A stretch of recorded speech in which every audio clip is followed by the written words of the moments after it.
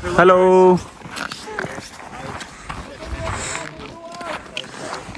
Number बस लेकर चले जाएंगे अपने हॉस्टल की तरफ। वो देखिए लापरवाही बरतने का नतीजा, वो भाई गिर गया है हमारा। क्या खूब रास्ता है।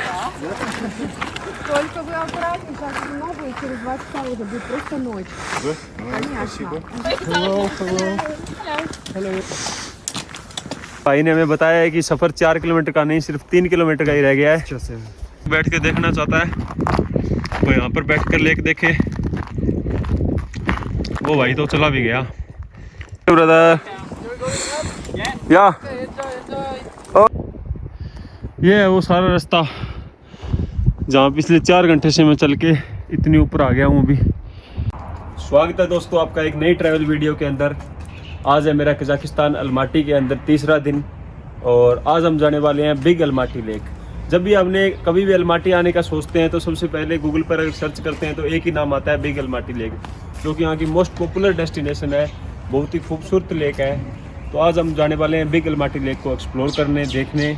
और यहाँ से लगभग मेरे हॉस्टल से वो 30 से 35 किलोमीटर दूर है। तो वहाँ जाने के वैसे तो कई रास्ते हैं, जैसे कि प्राइवेट टैक्सी वगैरह लेकर भी जा सकते हैं और इलेक्ट्रिक बाइक लेकर जा सकते हैं, बसेस से भी जा सकते हैं। तो आज हम देखते हैं, पहले मेन रोड पे जाते हैं, फिर देखते हैं कौन सा सही रहता है अपने लिए। प्राइवेट टैक्सी करनी है या फिर स्कूटर के द्वारा जाना है या फिर लोकल बसेस के द्वारा जाने हैं। तो चलते हैं, बने रहिए मेरे साथ, देखते हैं आगे जाके भी कौन सा अपना सही रहता है रास्ता और उसी के हिसाब से जाएंगे। ये आ गए हम मेन रोड की तरफ। Local city buses, electric scooter या फिर प्राइवेट टैक्सी, 3 रास्ते हैं हमारे पास बिग अलमाटी लेक जाने के लिए। और उनमें से सबसे जो सस्ता और अच्छा वे है जाने का, वो है लोकल सिटी बसेस। यहाँ से लोकल सिटी बसेस लेकर पहले हमें जाना पड़ेगा फर्स्ट प्रेसिडेंट पार्क, जो कि मैं कल भी गया था, और वहाँ से आगे फिर बस चेंज करनी पड़ेगी, जो उनका चेक पॉइंट आता है बिग अलमाटी लेक से 12 किलोमीटर पहले। और उसके बाद 12 किलोमीटर की या तो फिर हाइकिंग करनी पड़ेगी हमें, और या फिर वहाँ पे इलेक्ट्रिक बाइक वगैरह लेनी पड़ेगी दोबारा से ऊपर जाने के लिए 12 किलोमीटर। वो वहीं जाके चेक करेंगे भी कौन सा सही रहता है। फिलहाल चलते हैं उस चेक पॉइंट तक, जो कि बिग अलमाटी लेक से 12 किलोमीटर दूर है। बिग अलमाटी लेक जाने के लिए मैंने पहले ये इलेक्ट्रिक स्कूटर लेके जाने का सोचा था। इनका ये जेट कंपनी का है और इनकी एप्लीकेशन मोबाइल में डाउनलोड करी, पर ये दिखा रहा है कि पहले आपको 1 लाख टेंगे इसके अकाउंट के अंदर ऐड करने पड़ेंगे, तभी ये स्टार्ट होगा। उसके बाद मिनट बाय मिनट इसका चार्जेज होता है 43 टेंगे। तो इसको कैंसिल करके अब हम चलते हैं बस स्टॉप की तरफ और फिर लोकल बसेस से फर्स्ट प्रेसिडेंट पार्क जाएंगे और वहाँ से जो बिग अलमाटी लेक का फर्स्ट चेक पॉइंट आता है वहाँ तक जाके, और उसके बाद देखते हैं आगे का सफ़र की हम अगर पैदल तय करना है या फिर किसी और वे से तय करना है। अब से लगभग 20 मिनट पहले मैं इस बस के अंदर चला था और 10 से 15 मिनट ये और लेने वाली है फर्स्ट प्रेसिडेंट पार्क पहुंचने के लिए।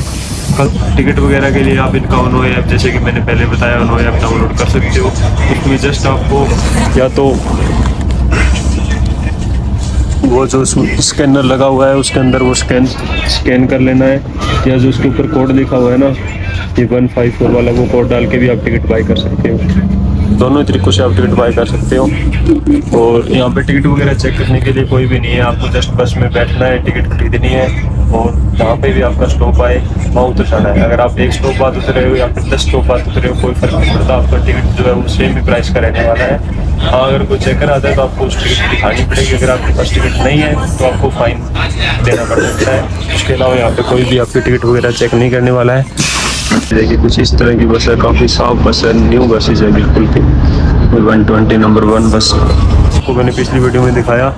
जो फर्स्ट प्रेसिडेंट पार्क है वो आ गया है और ये देखिए फर्स्ट प्रेसिडेंट पार्क। हाँ, अभी हमारा बस स्टॉप आ गया है, हम यहाँ पे उतरते हैं।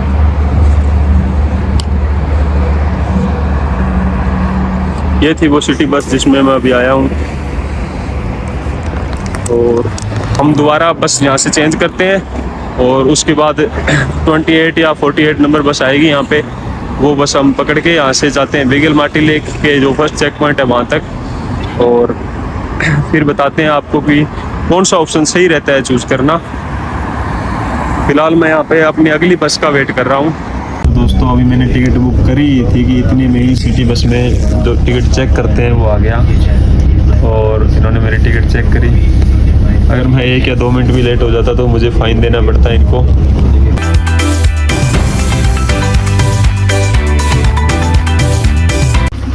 और ये मैं उतर गया हूँ अपने लास्ट बस स्टॉप पे।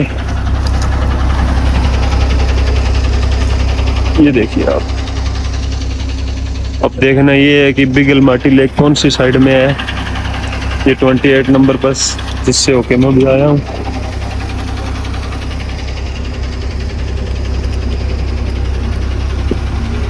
ये लास्ट बस स्टॉप है, इससे आगे कोई भी बसेज नहीं जाती है।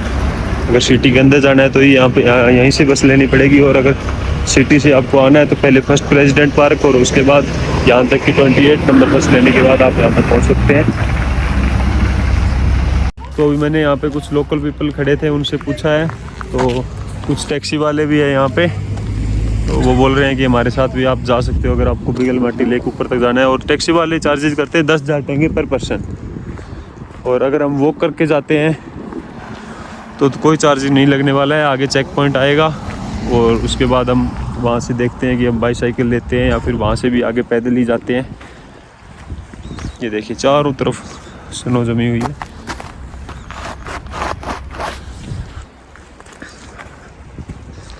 वैसे धूप भी काफ़ी तेज़ निकली हुई है और टेम्परेचर दिखा तो माइनस रहा है, लेकिन इतना फील नहीं हो रहा है टेम्परेचर, इतनी ठंड ज़्यादा फील नहीं हो रही है। कुछ मैंने कपड़े वगैरह भी काफ़ी हैवी डाल लिए थे, क्योंकि ऊपर जाने के बाद तो ठंड बढ़ने ही वाली है इसलिए। और ये देखिए बिग अलमाटी का साइन बोर्ड लगा रखा है इन्होंने और दिखा रखा है कि कितना आगे है। Big Almaty George visit Almaty. दोस्तों के अलावा इन्होंने ये लगा रखा है अटेंशन बॉर्डर जोन, नोटिस लगा देगी द कोड ऑफ, इन्होंने सारा कुछ लिख रखा है। अभी तक तो यहाँ पे कोई भी स्कूटर रेंटिंग या फिर कोई भी मेरे को नहीं दिखी है शॉप। और अवलांचे रिस्क एरिया, स्नो के टाइम में काफ़ी रिस्क रहता है इस रास्ते पे। और ये देखिए उन्होंने तो 7 घंटे दिखा रखे हैं, लेकिन 7 घंटे में नहीं लगने वाले हैं यहाँ से, क्योंकि जब मैंने हॉस्टल वालों से बात करी थी तो बता रहे थे कि आपका पासपोर्ट वगैरह चेक करते हैं चेक पॉइंट पे, उसके बाद आपको जाने देते हैं। अगर आप टैक्सी बुक करते हो तो आपको कुछ भी चेक नहीं करते हैं, अगर आप पैदल जाते हो तो आपका पासपोर्ट चेक करते हैं। अभी तक कब लगभग 500 मीटर ही मैं पैदल चला हूँ और मुझे लग रहा है कि आज अच्छा लेग वर्कआउट होने वाला है यहाँ पे। अभी तक मेरे को ना ही तो कोई बाईसाइकिल की शॉप दिखी है जहाँ से मैं रेंट ले सकूँ, और ना ही कोई स्कूटर वगैरह की दिखी है। बस पैदल चलता जा रहा हूँ अकेला।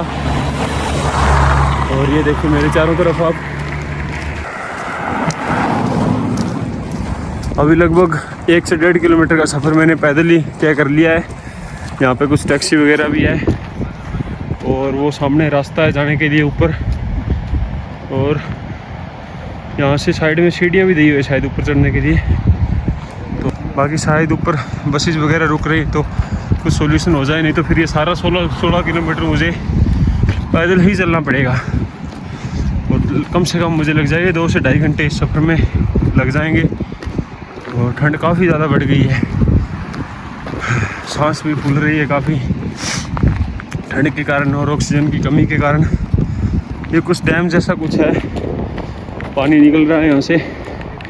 और ये जो येलो दिख रही है आपको ना, ये सड़क है, कार वगैरह, कार बसेज, टूरिस्ट बसेज जाती है उनको ऊपर जाने के लिए। और जो पैदल है उनके लिए यहाँ पे सीढ़ियाँ बनाई गई है, तो सीढ़ियों से चढ़ के डायरेक्ट ऊपर जा सकते हैं वहाँ से उस स्टॉप के लिए। उसके आगे देखते हैं क्या सोल्यूशन निकलता है, वहाँ ऊपर जाने के बाद ही पता लगेगा। जो ये बर्फ़ है ना, ये बिल्कुल चिकनी सी हो गई है, बिल्कुल पैर काफ़ी फिसल रहे हैं इसके ऊपर। बहुत ध्यान से आगे चलना पड़ता है, तो कम से कम जो टाइम हमें 2 से 3 किलोमीटर में लगना था वो 1 किलोमीटर में लग रहा है। बाकी अभी उन सीढ़ियों से ऊपर जाते हुए ऊपर जाके देखते हैं कि क्या सोल्यूशन निकलेगा, कोई कैब वगैरह मिलेगी या फिर पैदल ही करना पड़ेगा।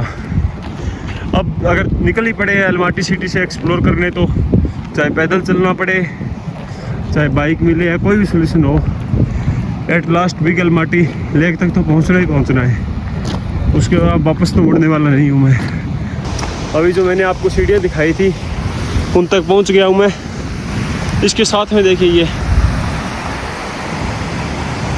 नज़ारा देखिए यहाँ का, बिगल माटी लेक के सफ़र तक का नज़ारा देखिए।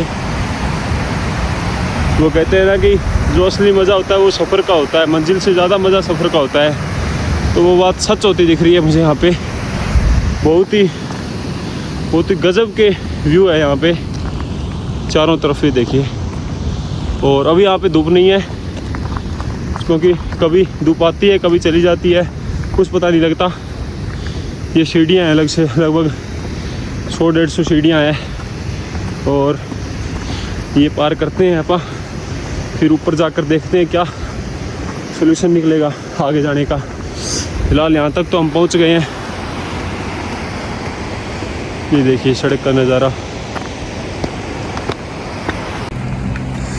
काफ़ी स्पोर्ट्स कारें वगैरह आई हुई है यहाँ पे जो ऊपर जाकर ऑफ रोडिंग वगैरह का मज़ा भी लेते हैं। और इतनी सीढ़ियाँ चढ़ने के बाद दोबारा फिर से वही 100-150 सीढ़ियाँ और आ गई। पता नहीं आगे कितना चलना पड़ेगा। ये जो डैम जैसा कुछ बना हुआ है, ऊपर जाने में पता लगेगा शायद ये डैम भी हो सकता है, तो कि ऊपर जाने पे ही पता लगेगा अब कि ये क्या चीज़ है। फिलहाल तो हम इसको डैम ही मान लेते हैं क्योंकि उसके जैसा ही लग रहा है। ये कैब वगैरह लगा ली है, फिर भी जो कान और हाथ है ना वो बिल्कुल सुन्न हो रहे हैं, इतनी ठंड हो गई है। और इतना नहीं सोचा था मैंने कि इतनी ज़्यादा ठंड का सामना करना पड़ेगा। हालांकि मुझे लगा था कि कुछ ठंड होएगी अलमाटी सिटी से ज़्यादा, पर यहाँ तो अलमाटी सिटी से डबल या ट्रिपल भी कह सकते हैं, इतनी ठंड महसूस हो रही है। तो दोस्तों फ़िलहाल वो कम से कम 200 से 250 सीढ़ियाँ थी और वो ऊपर चढ़ने के बाद मैं इस लोकेशन पे आ गया हूँ। ये देखिए, और जो ये डैम नहीं था, ये वैसे ही एक ब्रिज जैसा कुछ बनाया हुआ है ताकि अगर स्नो वगैरह ज़्यादा होती है और पानी का फ्लो आता है तेज़ी से तो उसको रोका जा सके।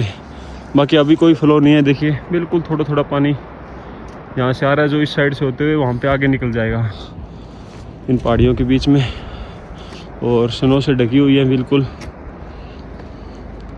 ये कुछ चेक पॉइंट जैसा बना हुआ है, इस पे जाके देखते हैं कि आगे का क्या रहने वाला है, कैसे किस रास्ते से जाना है बिगल माटी लेक तक। और काफ़ी देर पैदल चलने के बाद हमें कुछ रशियन भाई मिल गए जिन्होंने हमें लिफ्ट दे दी है अपनी कार के अंदर, और अभी सफ़र कुछ जल्दी से निकल जाएगा।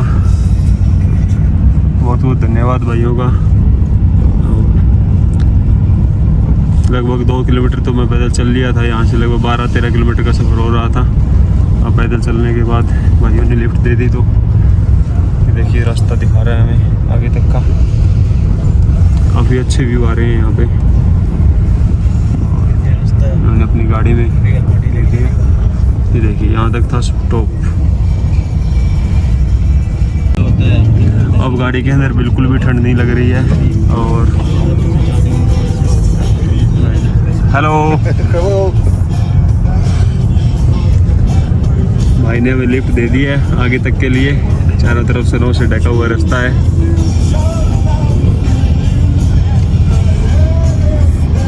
हेल्पफुल लोग हैं यहाँ के, और जिसे हमने देखा कि ये 3 जने पैदल जा रहे हैं आगे तक, तो भाइयों ने खुद ही गाड़ी रोक ली और अब हम भाई के साथ जा रहे हैं इस रास्ते पे। और भाई ने हमें यहाँ पे उतार दिया है। अब यहाँ पे कुछ खाने पीने की शॉप्स बनी हुई है, अगर कुछ सामान कॉफ़ी वगैरह लेना चाहे तो हम ले सकते हैं। और अभी बोल रहे हैं कि आगे 12 किलोमीटर का सफ़र और रह गया है हमारा जाने का, तो इससे आगे गाड़ियाँ नहीं जाती है। तो देखते हैं कि क्या रहता है। ये एक मेरे आगे चेक पोस्ट बनी हुई है, इससे आगे जो अपनी अगर हम सिटी से कोई कार या टैक्सी वगैरह करके आते हैं तो वो इससे आगे नहीं लेके जा सकते हैं। इससे आगे या तो हम पैदल जाएंगे, और या फिर जो इनकी यहाँ की लेक वालों की जो टैक्सी चलती है, प्राइवेट टैक्सी चलती है, वो ही लेके जा सकते हैं यहाँ पे, या फिर हमें पैदल ही जाना पड़ेगा आगे। तो अब से 20 मिनट पहले जो रशियन भाई ने हमें लिफ्ट दी थी उसने हमें चेक पॉइंट पे उतार दिया था, और उस चेक पॉइंट से अलमाटी लेक तक का सफ़र था लगभग 10 किलोमीटर का। फिलहाल हम 20 मिनट में लगभग 1-1.5 किलोमीटर हम चल दिए हैं। और अब 8-8.5 किलोमीटर का सफर और दिखा रहा है। अभी चढ़ाई आती है तो काफ़ी मुश्किल हो जाता है ऊपर चढ़ना, लेकिन जब सड़क नीचे आती है तो काफ़ी आसान भी हो जाता है। तो देखते हैं कि इस 8.5 किलोमीटर के सफ़र में हमें कितना टाइम लगता है।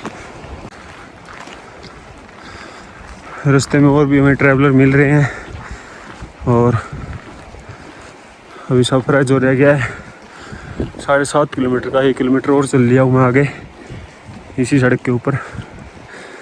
देखते हैं कि वहाँ तक पहुँच पाऊँगा भी या नहीं। जिस हिसाब से टेम्परेचर डाउन हो गया है और ये चढ़ाई है, काफ़ी मुश्किल हो गया है आगे तक पहुँचना।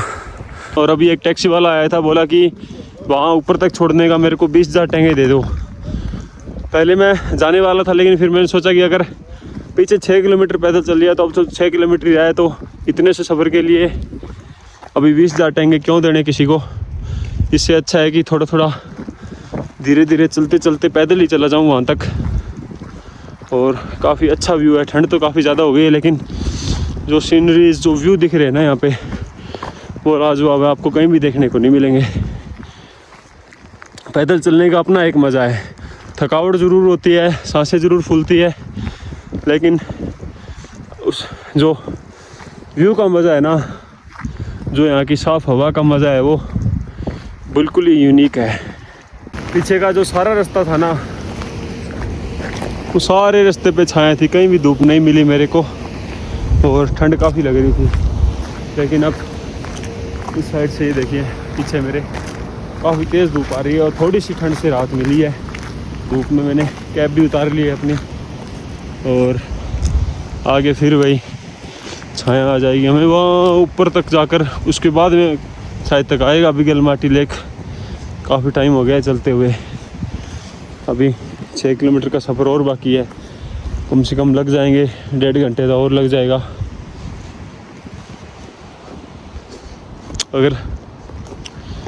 अगर रिस्क ले ही लिया है तो इसको पूरा तो करके दिखाना ही है। अब चाहे शाम हो जाए चाहे कुछ भी हो, अगर रिस्क ले लिया है वहाँ तक जाने का पैदल, तो फिर अब पैदल पहुँच के ही दिखाना है वहाँ पे, रास्ते में नहीं रुकना है। और मेरे आगे अभी एक भाई साहब अपने कुत्तों को घुमा रहे हैं, शायद यहाँ के लोकल रहने वाले होंगे, जो यहाँ आसपास में होटल वगैरह होते हैं ना, वहाँ पे रहने वाले होंगे। Hello bro.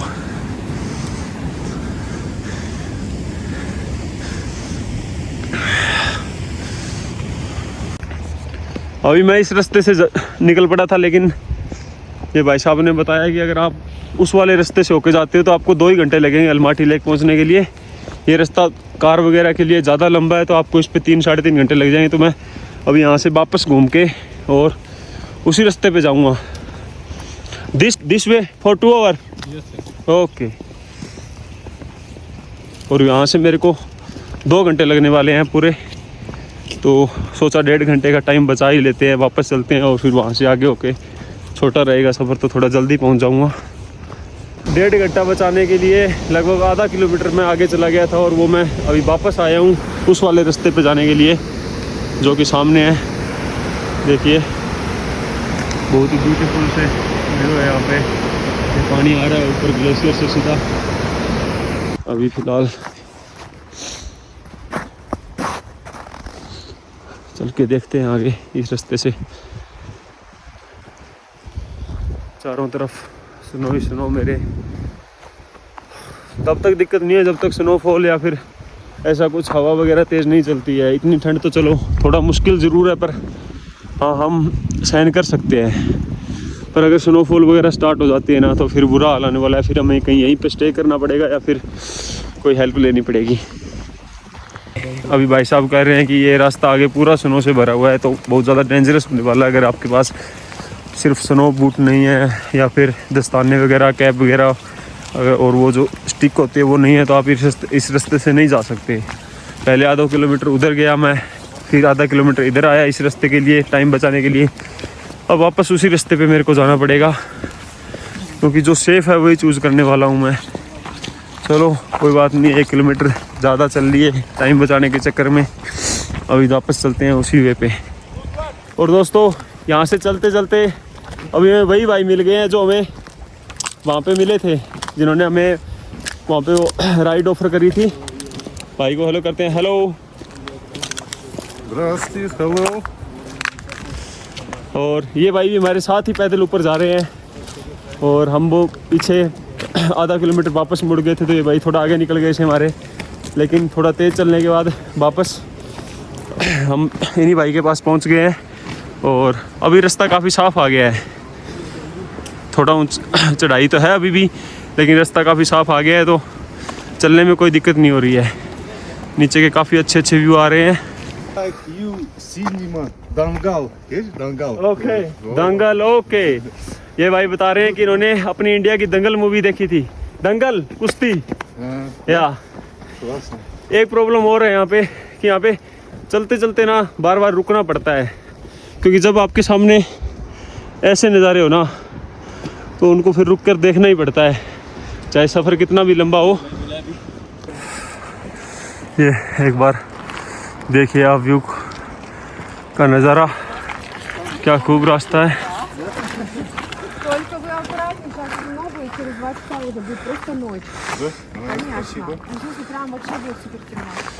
ये बता रहे हैं कि आगे स्नो वगैरह ज़्यादा गिरी हुई है, ये ट्रैकिंग रुका है यहाँ पे।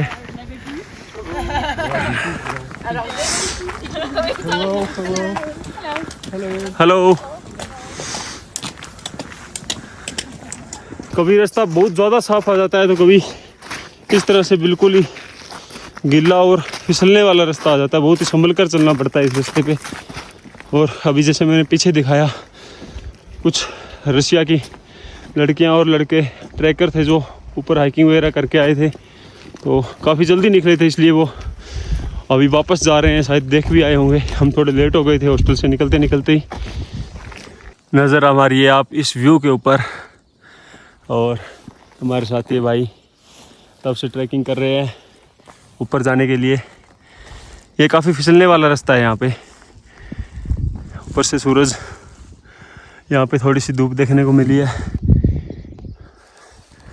ये फिर से फिसलने वाला रास्ता आ गया है, बहुत ज़्यादा संभल कर चलना पड़ता है। जब भी कोई साधन आता है ना तो उनको साइड देने के लिए बिल्कुल बर्फ़ के अंदर आना पड़ता है, गाड़ी को साइड देने के लिए।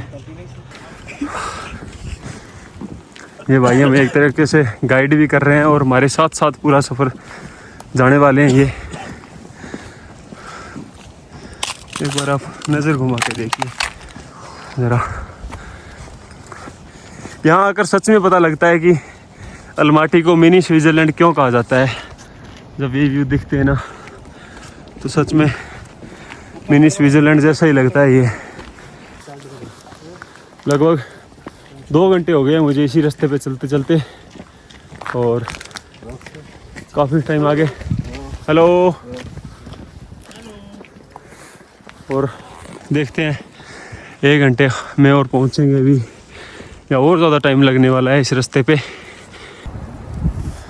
और ये देखिए व्यू, क्या बात है, बहुत ही खूबसूरत नज़ारा। और ज़्यादा देर यहाँ पे नहीं रुक सकते हैं क्योंकि हमें सफ़र भी पूरा करना है अपना।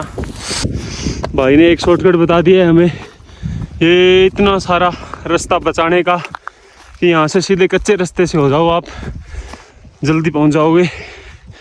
वैसे ठीक भी है, जितना रास्ता जल्दी तय हो उतना ही अच्छा है।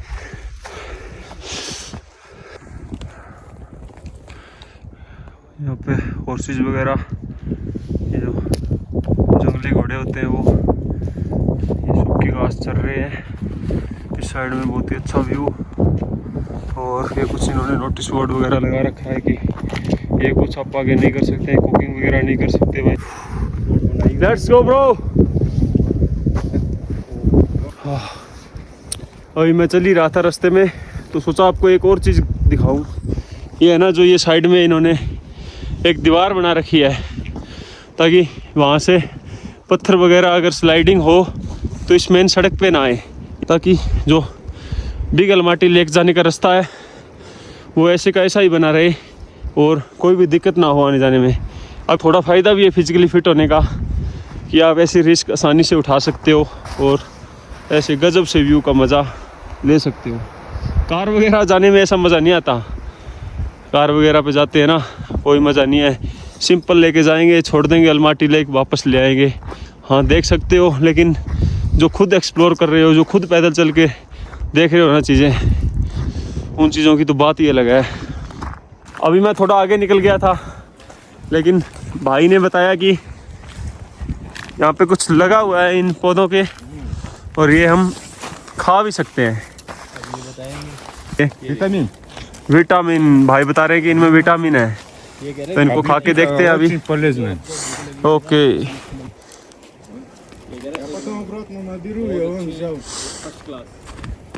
ये पॉलिथीन लेके आए हैं। ये बोले कि इनसे एक कुछ दवाई बनाऊंगा, और सच में बहुत ज़्यादा टेस्टी है दोस्तों। खा के देखा है, बहुत ही गजब टेस्ट है इन चीज़ों का। तो ये कुछ मैंने तोड़ लिए है, सोचा कि इस बचे हुए 3.5 किलोमीटर के सफ़र में आराम से खाता हुआ जाऊंगा। दोस्तों इन्हीं चीज़ों को तो कहते हैं मंजिल से ज़्यादा सफ़र का मज़ा लेना।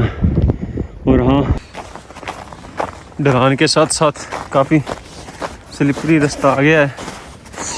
अगर अच्छे शूज़ नहीं पहन रखे ना, तो ऐसे रास्तों पर आने का कोई फ़ायदा नहीं है। आप गिर जाओगे, चोट लग जाएगी, खाम खा कोई ना कोई नुकसान हो जाएगा बिना वजह। तो अच्छा ये रहता है कि आप ऐसे रास्तों पर, देखिए स्पोर्ट्स कार, ऐसे रास्तों पर एक अच्छे जूते, अच्छे कोट वगैरह पहन के आए, ताकि आपको ठंड वगैरह ज़्यादा ना लगे। थोड़ी बहुत तो लगनी है। एक बार फिर रिपीट करना चाहूँगा, सफ़र का नज़ारा दोस्तों ये होता है, सफ़र का नज़ारा। व्यू देखिए आप,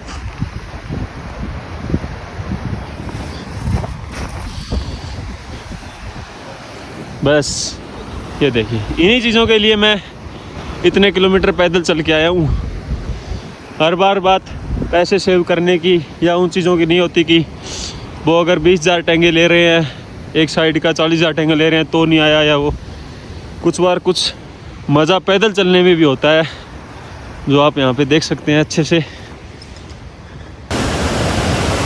एक बार आप इसकी आवाज़ सुनिए।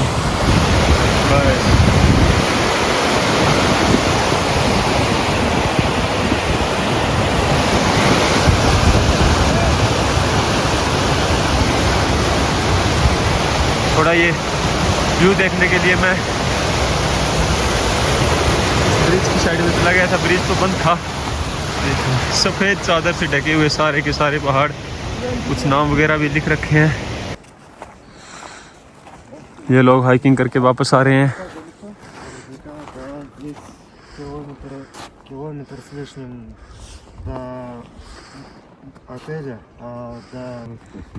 хорошая прогулка. ओके ब्रो, इन भाई ने हमें बताया है कि सफ़र 4 किलोमीटर का नहीं, सिर्फ 3 किलोमीटर का ही रह गया है।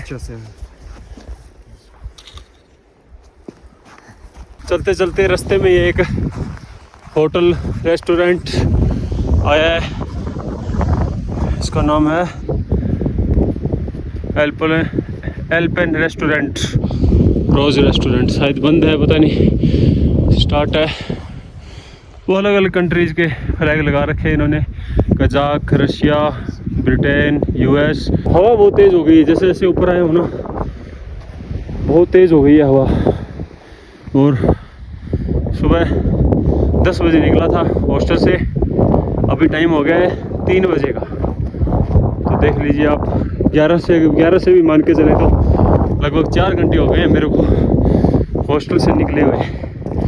तो इन फ्यूचर अगर आप कभी बिग अलमाटी लेक खुद जाना चाहते हैं बिना किसी सहायता से, बिना किसी ट्रांसपोर्टेशन से, तो कम से कम आप सुबह 6-7 बजे निकलने की कोशिश कीजिए, ताकि दोपहर तक यहाँ पहुँच सको। क्योंकि मुझे भी अब जाते हुए काफ़ी रात हो जाएगी यहाँ पे, और रात के टाइम इस स्नो पे चलना बहुत हार्ड हो जाएगा।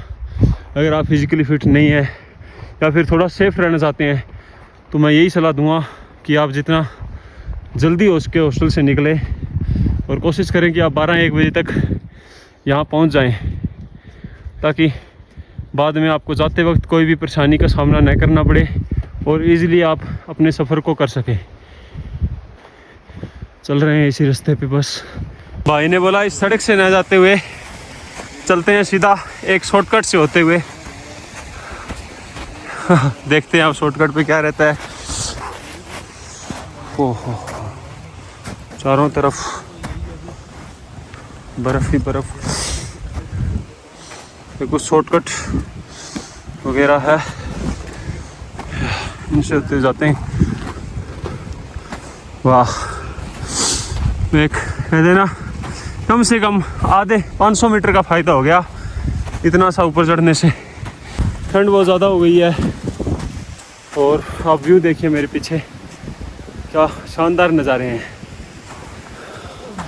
वाह कमाल, वाह बिल्कुल जंगल में ही आ गए हैं एक तरीके से। वापस शॉर्टकट कंप्लीट होने के बाद वापस उसी रोड पे आ गए हैं। देखिए पूरी तरह बर्फ़ से ढकी हुई है ये रोड। और ये और एक खूबसूरत सा नज़ारा पहाड़ियों के बीच से। ये भाई कह रहे हैं कि ऐसे बैक चलो थोड़ी देर, ताकि जो पैरों में थकावट हुई है ना इतनी दूर चलने के बाद वो थोड़ी कम हो जाएगी। मैं भी चला था थोड़ी देर पहले। ब्रदर या ओके, हेलो।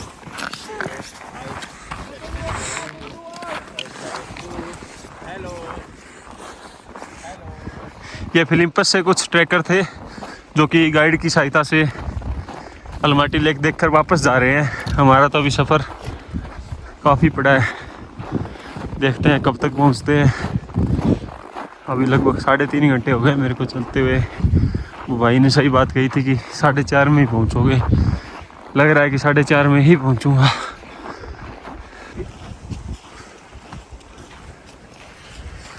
बहुत देर हो गई है चलते चलते, लेकिन अलमाटी लेक का तो कुछ अता पता ही नहीं है, वहाँ पे है वहाँ पे नहीं है। ये भाई भी हमारे साथ ही चल रहे हैं कब से, पिछले 3 घंटे से। देखते हैं कब तक आता है। शाम भी होने लगी है, धीरे धीरे अंधेरा भी हो रहा है।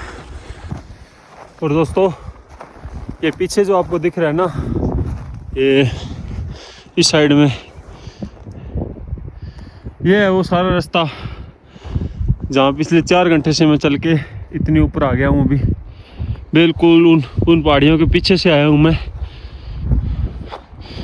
अभी भी काफ़ी रास्ता रहता है अलमाटी लेक के लिए। अगर ये रिस्क लिया है तो इसको कंप्लीट तो करके ही आना है। अब एक बार फिर से शॉर्टकट बता दिया एक, और कुछ ऐसा है ये शॉर्टकट रास्ता। ख़तरनाक तो है काफ़ी, पैर फिसल रहे हैं, पर इतनी देर से भाई के साथ चल रहे हैं तो अभी भी साथ में ही चलेंगे, चाहे शॉर्टकट हो चाहे कुछ और।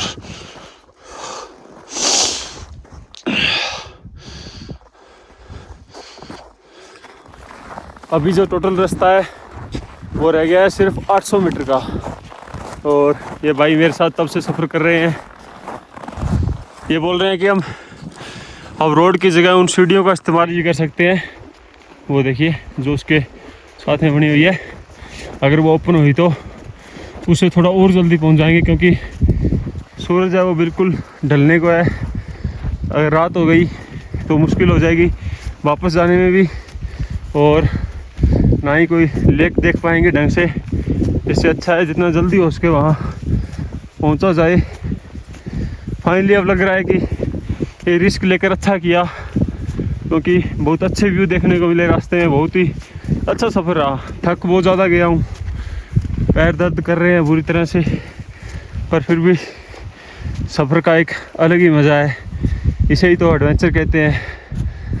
और ये देखिए मेरे साथ का व्यू। अभी सफ़र 800 मीटर का ही रहा था कि एक भाई ने लिफ्ट दे दिया हमें, और कह रहे हैं कि मैं छोड़ दूंगा ऊपर तक आपको। काफ़ी थक भी गया था, अच्छा हुआ थोड़ी सी लिफ्ट मिल गई। वैसे तो सफ़र 1 किलोमीटर 800 मीटर या 1 किलोमीटर का ही रह गया था, पर फिर भी अब फ़ायदा ही होगा कि मैं अंधेरा होने से पहले लेक तक पहुंच जाऊंगा। और जिस व्यू के लिए, जिस बिग अलमाटी लेक के लिए मैं पिछले 4.5 घंटे से पैदल चल रहा था, रास्ते में 2 बार लिफ्ट मिली भाई से, और वो अलमाटी लेक है ये। यह है बिग अलमाटी लेक। वीडियो में आपको ज़रूर छोटा दिख रहा होगा, पर ये लगभग 1 से 2 किलोमीटर एरिया में फैला हुआ है। अभी बिल्कुल फ्रोज़न है ये लेक, बीच में से थोड़ा सा पानी दिख सकता है, आसपास से बिल्कुल फ्रोज़न लेक है ये इन्होंने कुछ वार्निंग साइंस वगैरह, अटेंशन वगैरह लगा सकते हैं। और नीचे अभी इन्होंने नीचे जाना मना किया हुआ है। अगर समर्स में हम यहाँ आते हैं तो हम नीचे भी जा सकते हैं, कोई दिक्कत नहीं है। वहाँ से होते हुए वहाँ तक जा सकते हैं, हम उस चेयर पे बैठ सकते हैं। और ये इन्होंने साइन बोर्ड वगैरह सारा रास्ता लिया हुआ है। देखिए ये वाला है बिग अलमाटी लेक। लगभग 12 किलोमीटर लंबा रास्ता था, 12 भी हो सकता है या 13 भी हो सकता है। काफ़ी अच्छा सफ़र रहा, काफ़ी मज़ा आया इस सफ़र का मुझे। और अभी रशिया वाले भाई साहब जो हमारे साथ थे, ये फ़ोटो शूट करा रहे हैं अलमाटी लेक के सामने। बहुत अच्छा व्यू है, टोटली फ्रोज़न लेक है ये। क्या बात है। आगे या और ये बोल रहे हैं कि जब समर्स आएगी और जब ये बर्फ़ पिघलेगी ना, तब ये यहाँ तक भर जाएगा, पूरा ये सारा भर जाएगा। और जो ये रास्ता है ये भी उधर साइड से चेंज कर देंगे। तो वही है, अभी विंटर सीजन में कुछ अलग व्यू देखने को मिलता है, समर सीजन में कुछ अलग व्यू देखने को मिलता है। दोनों के अलग अलग नज़ारे हैं। अभी देखता हूँ अगर सीढ़ियों से होकर वहाँ तक जा सका तो। और अभी इस रास्ते से होते हुए हम नीचे उतर के देखते हैं। यहाँ से काफ़ी स्लिपरी रास्ता है, तो काफ़ी संभल कर जाना पड़ेगा हमें। भाई ने कुछ खाने के लिए लेके आए हुए थे, नमकीन वगैरह वो दिए हैं खाने को।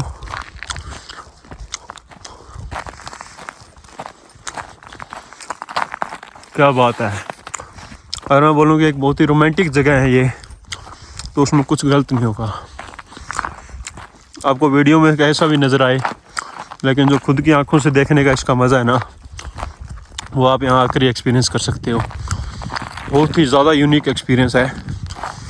ये इन्होंने ना अलग अलग बेंच लगा रखे हैं। वो कहते हैं ना, जिसमें जितना दम हो उतना नीचे चला जाए।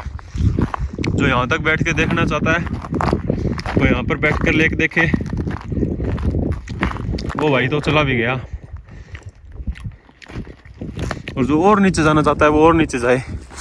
कोई रोक टोक नहीं है ज़्यादा। उस साइड से नीचे नहीं आ सकते, वहाँ रोक टोक है, यहाँ कोई रोक टोक नहीं है। ये ऊपर का व्यू। शाम हो गई है, फिर भी अंधेरा होने से पहले तो मैं पहुँच ही गया हूँ इस लेक तक। एक भी टूरिस्ट नहीं है।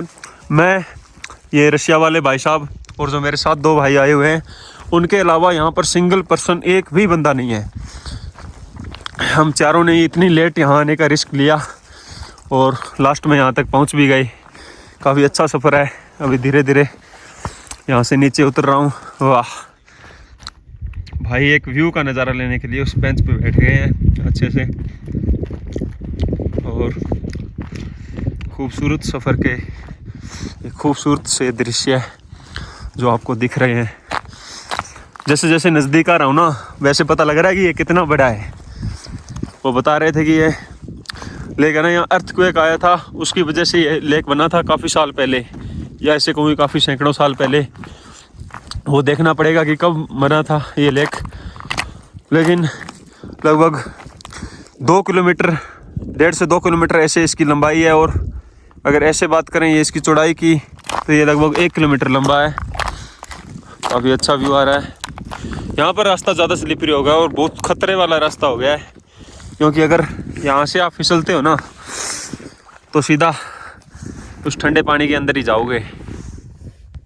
फाइनली ये रिस्क कंप्लीट कर ही दिया था हमने इन भाई के साथ। और ये है मेरे पीछे इस खूबसूरत से लेक का नज़ारा, जो कि 70% फ्रोज़न हो चुका है। और जो रेखा है, जो रहता है 30%, वो मुझे लगता है आने वाले कुछ दिनों में टोटली फ्रोज़न हो जाएगा। अभी कहते हैं इस खूबसूरत से लेक को बाय बाय, क्योंकि अगर अंधेरा हो गया और बहुत ज़्यादा रात हो गई तो जिस रास्ते से मैं आया था उसी रास्ते पर वापस जाना बहुत ज़्यादा मुश्किल हो जाएगा। बहुत ख़तरनाक रास्ता है। तो अभी जितना जल्दी हो सकता है यहाँ से वापस जाते हैं अलमाटी सिटी की तरफ।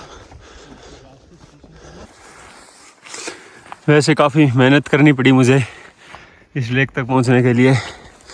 और कोई एक चीज़ बताना बहुत ज़रूरी है कि अगर आप अलमाटी लेक आ रहे हैं तो अपना प्रॉपर कपड़े वगैरह पहन के आए, हाथों में दस्ताने हो, अच्छे स्नो वाले शूज़ हो। मेरे पास ना ही तो स्नो वाले शूज़ थे, नहीं हाथों में दस्ताने थे। इवन कैप भी ये जो कोट के साथ है भाई, ये दूसरी कैप भी नहीं लेके आया, क्योंकि कह सकते हैं कि ये मेरी ही गलती थी।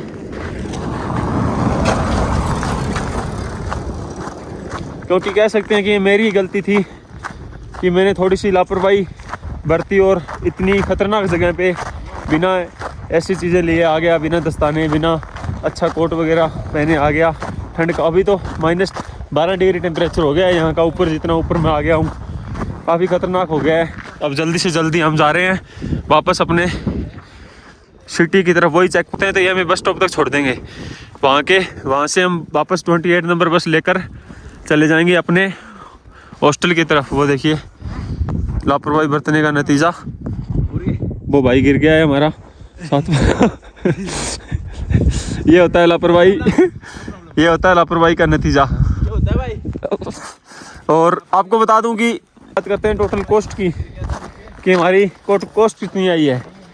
तो पर पर्सन कॉस्ट की बात करें तो हमने सारा कुछ पैदल सफ़र तय किया है, पहले बस में आए थे। तो आप यकीन मानो मेरी जो यहाँ तक की आने और जाने की कॉस्ट आने वाली है ना, वो आने वाली है जस्ट 400 रुपीज़। और जो मेरे हॉस्टल से टैक्सी वाले थे ना, वो मेरे से मांग रहे थे 20,000 से लेकर 30,000 टेंगे उस चेक पॉइंट तक का, उसके आगे 10,000 टेंगे और। यानी कि अगर आप प्राइवेट किसी टैक्सी या टूर गाइड के साथ आते हो तो आपको लगभग 6 से 7 हज़ार रुपये खर्चने पड़ेंगे इस लेक तक आने और जाने के। हाँ, काफ़ी जल्दी हो जाएगा, 5-6 घंटे में सारा कवर कर देंगे। मुझे काफ़ी टाइम लग गया, अभी मुझे 5-6 घंटे हॉस्टल से चले हुए भी हो गए हैं और वापस जाने में अभी कितना टाइम लगेगा ये भी नहीं पता है, पर फिर भी काफ़ी अच्छा सफ़र रहा। और अभी ये वापस अपने हॉस्टल की तरफ जाते हुए रास्ते में बहुत ज़्यादा थकावट के कारण 2 बोतल पानी ली और कुछ चाय वगैरह पी। वो भाई स्पेशल इंडिया के लिए गाना गा रहे हैं कि आई लव इंडिया। थोड़ा सा आराम करना भी ज़रूरी था रास्ते में। काफ़ी अच्छा बना हुआ है एक हॉस्टल। दोस्तों बिल्कुल अंधेरा हो गया है अभी और लगभग 1.5 घंटा हो गया है। उतना टाइम नहीं लगेगा, आते हुए मुझे 4.5 घंटे लग गए थे, जाते हुए मुझे 2 घंटे 2.5 घंटे ही लगने वाले हैं। आधे से ज़्यादा रास्ता मैंने पार कर लिया है। और थोड़ा सा ना रास्ता तो अब जल्दी निकल रहा है, लेकिन थोड़ा सा डर है कि अब फिसलन ज़्यादा है, क्योंकि टेम्परेचर और ज़्यादा डाउन आ गया है, उसके कारण फिसलन काफ़ी ज़्यादा है। और कुछ लगभग 20 से 25 मिनट हम रास्ते में, आपको जो पीछे दिखाया था, एक रेस्टोरेंट में रुक गए, वहाँ पर एक चाय पी। ऐसा रास्ता है यहाँ पे, और ऐसे रास्ते पे ना अगर आप एक बार फिसल जाते हो ना तो बस हो गया काम फिर तो। बिल्कुल सुनसान सड़क, सिर्फ हम 4 जने हैं। एक ये भाई है रशिया से, इनको काफ़ी शौक है एडवेंचर वगैरह का, तो ये यहाँ पर खड़े हैं। तो दोस्तों फाइनली 2.5 घंटे लगभग लग गए मेरे को यहाँ पर इस चेक पॉइंट तक पहुँचने के लिए, जहाँ से हमने इस हाइकिंग की शुरुआत करी थी। हालांकि इससे भी पहले मैं पैदल चल के आया था 2-2.5 किलोमीटर, और भाई ने हमें राइड ऑफर करी थी वहाँ पे। अब दोबारा भाई के साथ ही जाएंगे गाड़ी पे, और एक बहुत ही अच्छा सफ़र रहा ये। आते वक्त थोड़ा ख़तरनाक था, लेकिन जैसे तैसे भाई की हेल्प से हमने कर लिया। और अभी भाई की यहाँ पे गाड़ी खड़ी है और उसके बाद इनके साथ चढ़कर हम जाएंगे अलमाटी सिटी की तरफ।